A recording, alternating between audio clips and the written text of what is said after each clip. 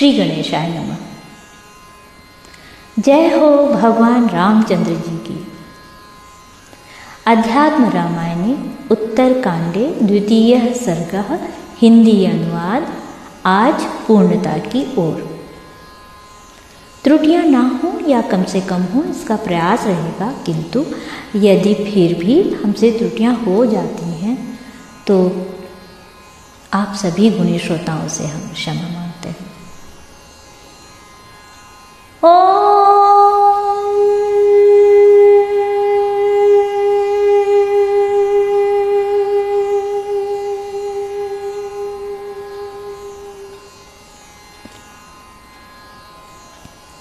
श्लोक 65 से आरंभ। आपकी भुजाओं से लोकपालों के समूह, नेत्रों से चंद्रमा और सूर्य तथा कानों से दिशा विदिशाएं उत्पन्न हुई हैं। श्लोक 65। इसी प्रकार आपकी घ्राणेन्द्रिय से प्राण और देवताओं में श्रेष्ठ अश्विनी कुमार प्रकट हुए हैं तथा जंघा, जान, उरु और जघनादि अंगों से भुवर लोक आदि हुए हैं। श्लोक 66। हे हरि, आपकी कुक्षी से 4 समुद्र, स्तनों से इंद्र और वरुण तथा वीर्य से वालखिल्यादि मुनीश्वर हुए हैं।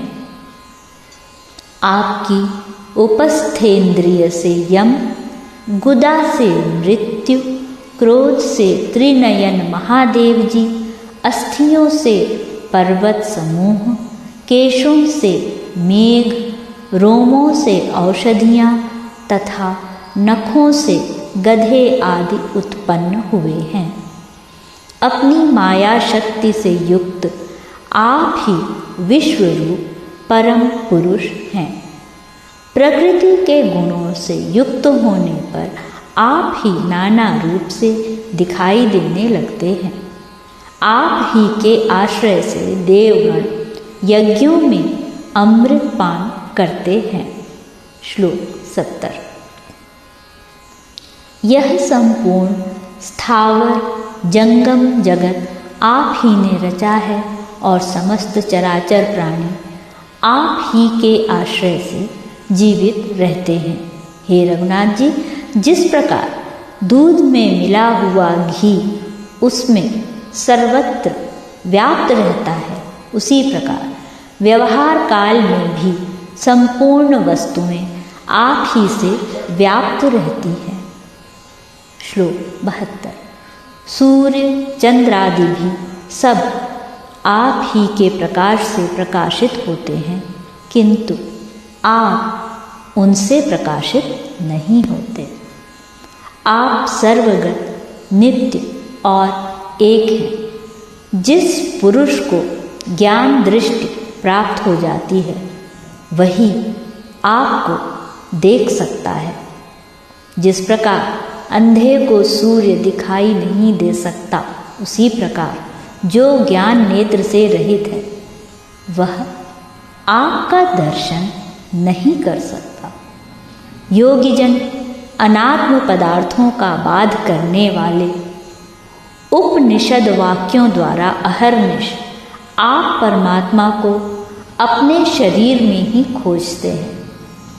यदि उन योगियों पर आपके चरणों की भक्ति का लेश मात्र भी प्रभाव होता है, तभी वे खोजते खोजते अंत में चिन्ह मात्र स्वरूप आपको देख पाते हैं और किसी प्रकार नहीं।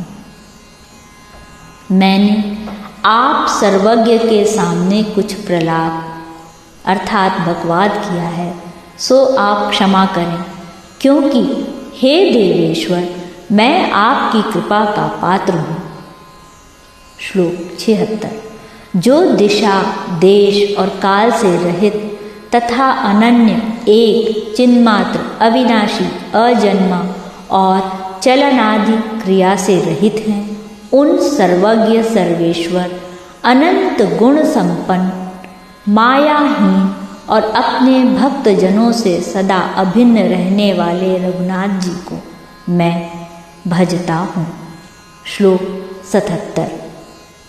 इति श्रीमदध्यात्मरामायणे उमामहेश्वर संवादे उत्तरकांडे द्वितीयः सर्गः।